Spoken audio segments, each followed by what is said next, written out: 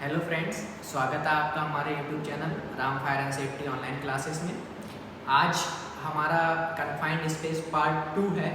यानी confined space का एक वीडियो इससे पहले मैं अपलोड कर चुका हूँ। उसमें मैंने कई चीज़ें आपको इसके बारे में बताई हुई थी कि कन्फाइंड स्पेस किसे कहते हैं, कन्फाइंड स्पेस में कौन कौन से हजार्ड होते हैं, कन्फाइंड स्पेस में एंट्री करने से पहले हमको क्या क्या करना चाहिए, कॉम्पिटेंट पर्सन क्या होता है, केमिकल कांटेक्ट कैसे होता है, इन सब के बारे में आपको मैंने बताया था। उसमें मुझे उम्मीद है कि काफ़ी अच्छे से समझ में आया होगा। अब कन्फाइंड स्पेस का कुछ छोटा सा पार्ट और भी छूटा हुआ है जिसमें मैंने इसको बताया है। बाकी पूरा कन्फाइंड स्पेस काफ़ी बड़ा टॉपिक है, तो इसके मैं और भी वीडियो लेके आऊँगा, लेकिन वो वीडियो अभी थोड़ा टाइम लेंगे। तो अभी जो भी इंटरव्यू की दृष्टि से अगर देखा जाए तो वो सारे इंपॉर्टेंट चीज़ें मैंने इस वीडियो में दी हैं, पार्ट 1 और पार्ट 2 में। जिसने भी नहीं देखा है वो लोग पार्ट 1 देख लें और पार्ट 2 देख लें। कन्फाइंड स्पेस आपका काफ़ी हद तक तैयार हो जाएगा। ठीक है, तो यहाँ पे हम चलते हैं कन्फाइंड स्पेस को। अभी मैं बता चुका हूँ कन्फाइंड स्पेस क्या होता है। कन्फाइंड स्पेस एक पहला हमने बताया था कन्फाइंड स्पेस किसे कहते हैं, दूसरा बताया था हजार्ड कौन से होते हैं, तीसरा बताया था कि वर्किंग स्पेस जो अदर वर्किंग स्पेस हैं उनकी अपेक्षा कन्फाइंड स्पेस में काम करना ज़्यादा हजार्डस क्यों होता है। चौथा मैंने बताया था कि कन्फाइंड स्पेस में एंट्री करने से पहले हमें क्या क्या करना चाहिए। और पांचवा आज हम बताएंगे कि how is air quality maintained, और नेक्स्ट बताएंगे सेफ्टी वॉचर ड्यूटीज। तो ये हमारे 3 क्वेश्चंस बचे थे। तो आइए हम चलते हैं। कन्फाइंड स्पेस हम जान चुके हैं तो उसमें हम टाइम खराब नहीं करेंगे। कन्फाइंड स्पेस में कौन कौन से हजार्ड होते हैं ये भी जान लिए हैं, और कितना ऑक्सीजन परसेंटेज होना चाहिए ये भी जान लिए हैं। अब एयर क्वालिटी टेस्टिंग के बारे में भी हम जान लिए थे। कुछ चीज़ें हल्की सी एक बार और जान लेते हैं ना। ऑक्सीजन कंटेंट जो है वहाँ पे ना ज़्यादा कम हो ना ज़्यादा हो, यानी 19.5 से 23.5 इसके बीच का होता है। नेक्स्ट होता है hazardous atmosphere is not present, वहाँ पे कोई हजार्डस एटमॉस्फेयर प्रेजेंट ना हो। नेक्स्ट होता है ventilation equipment is operating properly. अब देखिए यहाँ पे मैंने बताया था कि वेंटिलेशन 2 टाइप का होता है, एक होता है नेचुरली और एक होता है मैनमेड, ये मैं बता चुका हूँ। यहाँ पे हम क्या करते हैं, हम इसको आर्टिफिशियल भी कहते हैं। तो यहाँ पे अगर हम यहाँ पे मैनमेड या आर्टिफिशियल या एग्जॉस्ट फैन वगैरह यूज़ कर रहे हैं, एग्जॉस्टर यूज़ कर रहे हैं, तो वो क्या हो, उसका ऑपरेटिंग प्रॉपरली हो रहा हो, यानी वो प्रॉपरली चल रहे हों। नेक्स्ट है the result of the test for this, यानी जो भी आप हजार्डस चीज़ों को वहाँ पे टेस्ट करेंगे, रिजल्ट करेंगे, उनको एंट्री परमिट पे वहाँ पे लिखेंगे। जैसे वहाँ पे ऑक्सीजन परसेंटेज कितना था, वहाँ पे टॉक्सिसिटी कितनी थी, वहाँ पे कोई भी गैसेस है, अमोनिया है या कोई भी है, अगर कोई भी प्रकार की हजार्डस गैसेस है उसका परसेंटेज कितना था, सेफली टॉलरेबल कितना है। ठीक है ना, ये सारी चीज़ें वहाँ नोट करते हैं। नेक्स्ट आता है air testing may need to be ongoing depending on the nature of the potential hazard, यानी जो एयर टेस्टिंग किस पे डिपेंड करती है, nature of the potential hazard पे। Next conditions can change while worker. अब देखिए हमने बताया था कि कन्फाइंड स्पेस में क्या होता है कि जहाँ पर कन्फाइंड स्पेस है उसके आसपास का क्षेत्र भी कन्फाइंड स्पेस के अंदर प्रभावित करता है, वहाँ पे इफेक्ट डालता है। तो और जो वर्कर कन्फाइंड स्पेस में काम कर रहे हैं उन वर्किंग प्रोसेस की वजह से भी क्या होता है, उसकी आंतरिक एटमॉस्फेरिक जो कंडीशन है वो क्या होती है, चेंज होती रहती है, जिसकी वजह से हजार्ड बदलते रहते हैं और नए हजार्ड भी वहाँ पे अवेलेबल हो सकते हैं। ठीक है, अब हम आगे की ओर चलते हैं। How is air quality maintain. अब देखिए एयर, वहाँ पे हमने कहा कि हमको टेस्टिंग करना है। अब एयर क्वालिटी को हमें मेंटेन कैसे करना है। अब हमने पहला हजार्ड यही जाना था कि पुअर एयर क्वालिटी। तो यहाँ पे हम जान लेते हैं if mechanical ventilation is provided. देखिए अगर वहाँ पे हमने ही तो पहले ही बोल दिया है कि नेचुरल वेंटिलेशन सफिशिएंट नहीं होता है, तो हम क्या करते हैं, वहाँ पे मैकेनिकल वेंटिलेशन प्रोवाइड कराते हैं, है ना, मैकेनिकल वेंटिलेशन प्रोवाइड कराते हैं। देखिए आपने ना बहुत सारे ऐसे केसेस सुने होंगे कि सीवर लाइन में नगर निगम के कोई कर्मचारी सफाई करने गया या कुछ भी किया तो उसकी उसमें मौत हो गई या बेहोश हो गया, या कुएं में कोई व्यक्ति रेस्क्यू करने गया, वहाँ पे क्या हुआ, वो बेहोश हो गया। तो वो क्यों होता है, क्योंकि कन्फाइंड स्पेस में आप समझ रहे हो ना, पुअर एयर क्वालिटी भी होती है, हजार्डस गैसेस भी हो सकते हैं, अदर हजार्डस भी होते हैं, जिसकी वजह से वो किसी न किसी हजार्ड्स के कांटेक्ट में आ जाते हैं और उनको कोई ना कोई एक्सीडेंट के वो शिकार हो जाते हैं। तो यहाँ पर हम यही बताने की कोशिश कर रहे हैं कि कन्फाइंड स्पेस में इंडस्ट्री में क्या होता है, ऐसे बहुत सारे एक्सीडेंट होते हैं। उन एक्सीडेंट को प्रिवेंट कैसे करना होता है, तो उसके लिए हमें कन्फाइंड स्पेस सेफ्टी को पढ़ना पड़ता है। तो हम कह रहे हैं, हमने बताया कि पुअर एयर क्वालिटी होती है, तो उसको करने के लिए अगर आप वहाँ पे मैकेनिकल वेंटिलेशन यूज करते हैं, मैकेनिकल मतलब मैन मेड या फिर artificial, is provided there should be a warning system in place to immediate the notify the worker in the event of a hazardous or a failure in the ventilation equipment। अब अगर आप कहीं पर mechanical ventilation इस्तेमाल करते हैं तो वहाँ पे एक वार्निंग सिस्टम होना चाहिए। अगर आपका मैकेनिकल वेंटिलेशन सिस्टम क्या हो जाए, फेल हो जाए, यानी आपने जो वहाँ पे मैकेनिकल वेंटिलेशन मैकेनिज्म प्रोवाइड कर रखा है वो क्या हो, फेल हो जाए, तो वो आप तुरंत वार्निंग दे सके कन्फाइंड स्पेस में उन वर्कर को, ताकि वो वर्कर इमीडिएट क्या कर सके, जल्दी से बाहर आ सके। तो आपके पास क्या होना चाहिए, वहाँ पे वार्निंग सिस्टम भी अवेलेबल होना चाहिए। नेक्स्ट आता है, care should be taken to make sure the air being provided by the ventilation system to the confined space is clean. देखिए सबसे पहले यहाँ पे एक चीज़ समझिए कि हम क्या करते हैं, हमने बाहर से अगर हमने कोई एयर को अंदर कन्फाइंड स्पेस में भेजना है और अंदर की उसको कन्फाइंड स्पेस की गैसेस को बाहर निकालना है, तो हम दोनों चीज़ों का ध्यान रखते हैं कि क्या बाहर की जो एयर है वो क्लीन है, और दूसरा जो कन्फाइंड स्पेस से हम हजार्डस गैसेस निकाल रहे हैं या टॉक्सिक गैसेस निकाल रहे हैं, क्या वो बाहर काम करने वाले वर्कर को किसी तरीके से इफेक्ट तो नहीं कर रही है। तो मैकेनिकल वेंटिलेशन यूज करते समय इन दोनों बातों का ध्यान रखना है। जो हवा कन्फाइंड स्पेस में जा रही है वो क्लीन होनी चाहिए, और जो कन्फाइंड स्पेस से हजार्डस गैसेस आ रही हैं वो किसी सेफ प्लेस पर ही क्या हो, बाहर निकल रही हो। ऐसा ना हो कि अंदर की हजार्डस गैसेस या टॉक्सिक गैसेस आप बाहर काम करने वाले वर्कर तक पहुंचा दें, ऐसा हमें ध्यान रखना है। नेक्स्ट आता है, ease of air movement throughout the confined space should be considered because of the danger of the pockets of toxic gases still remaining even with the use of mechanical ventilation। अभी जो मैंने बताया कि जो through out हो रही है gases, उनको हमें क्या करना है, सही जगह पहुंचाना है। नेक्स्ट पॉइंट आता है हमारा, don't substitute oxygen for fresh air. Do not substitute oxygen for fresh air. देखिए ऑक्सीजन का कोई सब्सटीट्यूट नहीं है, तो आप ऑक्सीजन के सब्सटीट्यूट का भी इस्तेमाल मत करो, ठीक है, फ्रेश एयर के लिए। दूसरा है, the use of mechanical ventilation should be noted on the entry permit.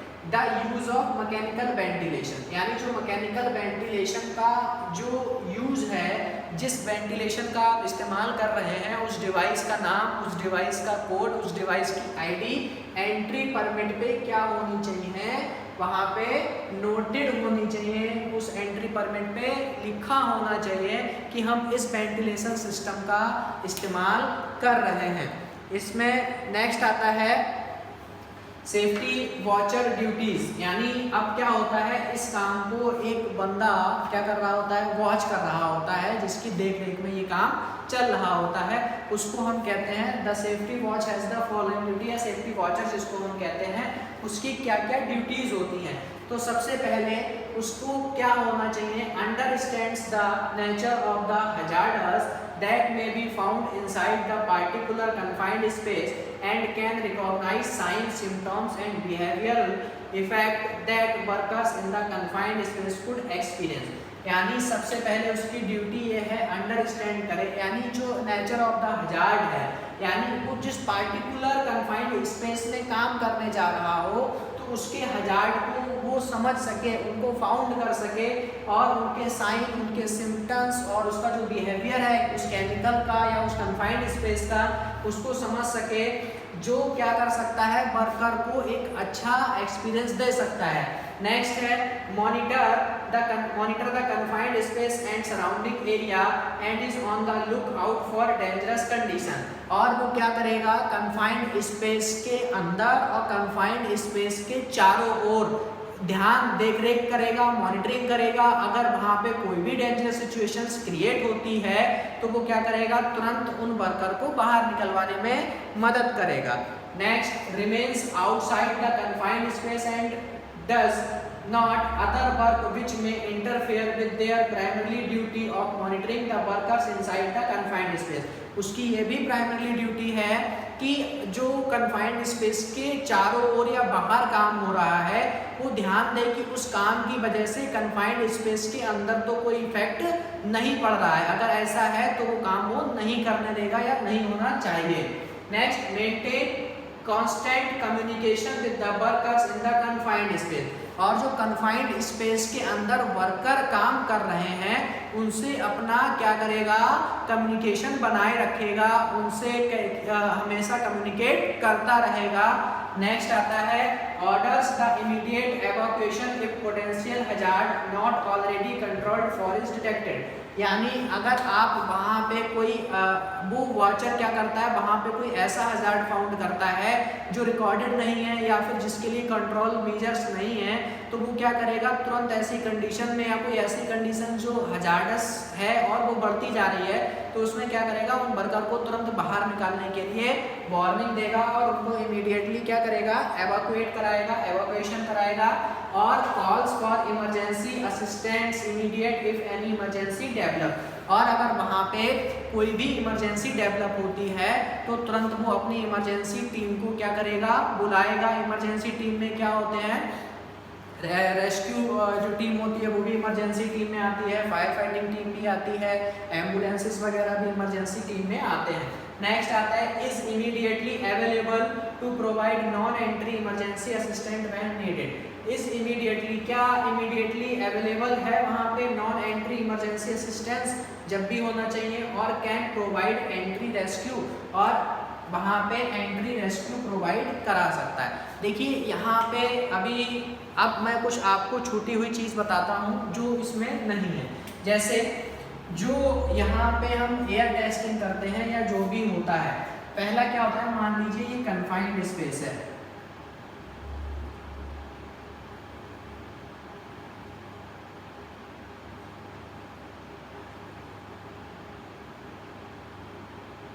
ये हमारा क्या है, कन्फाइंड स्पेस है जिसमें यहाँ पर वर्कर्स को क्या करना है, कोई काम करना है। ठीक है, यहाँ से हम समझ लेते हैं। तो हमने क्या बताया, बंद स्थान होता है, एंट्री एग्जिट रेस्ट्रिक्टेड होता है, और यहाँ पे पुअर एयर क्वालिटी होती है, मैकेनिकल हजार्ड होता है, प्रोसेस हजार्ड होता है, collapse of structure, collapse of bulk material, कुछ भी हो सकता है। ये हमारे बायोलॉजिकल हजार्ड भी यहाँ पे अवेलेबल होता है। ये सारे हजार्ड्स हम पढ़ चुके हैं। अब यहाँ पे क्या होता है कि ये जो हमारा सेफ्टी वॉचर है, अब एंट्री करने से पहले क्या करना होता है, एंट्री करने से पहले हमको जो एयर क्वालिटी चेक करनी होती है, हमें यहाँ पे ध्यान रखना होता है कि हमको एयर क्वालिटी इस तरीके से चेक करनी होती है।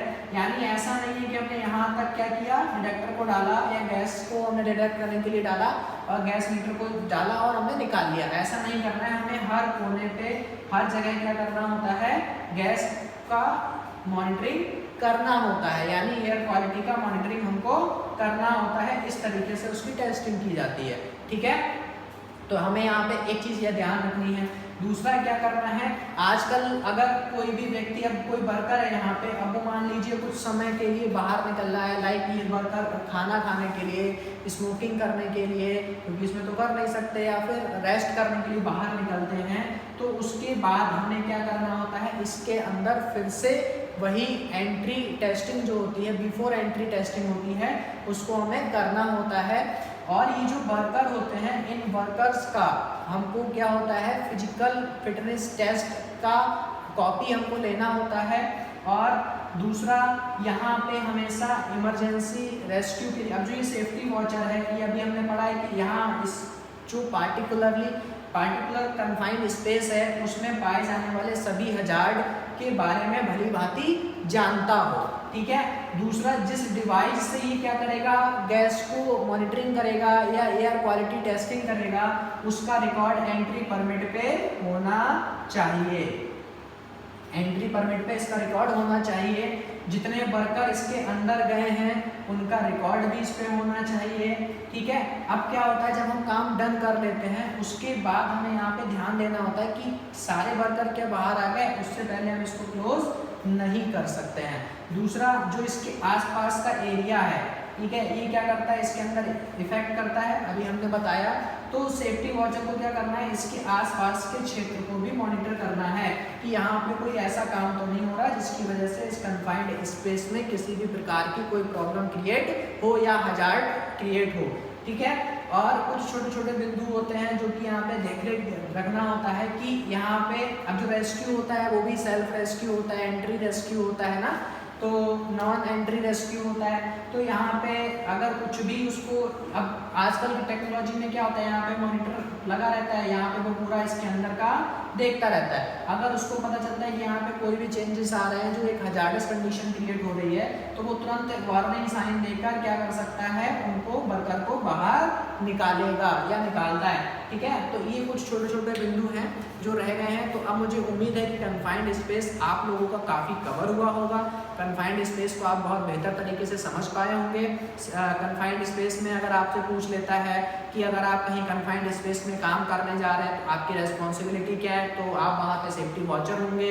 अगर वो पूछ लेता है कन्फाइंड स्पेस में एंट्री करने से पहले आप क्या क्या चेक करेंगे, तो भी आप उसका जवाब दे सकते हैं। अगर वो आपसे पूछ लेता है कि कन्फाइंड स्पेस में काम करना ज़्यादा हजार्डस क्यों होता है, तो भी आप बता सकते हैं। कन्फाइंड स्पेस हम किसे कहते हैं, तो भी बता सकते हैं।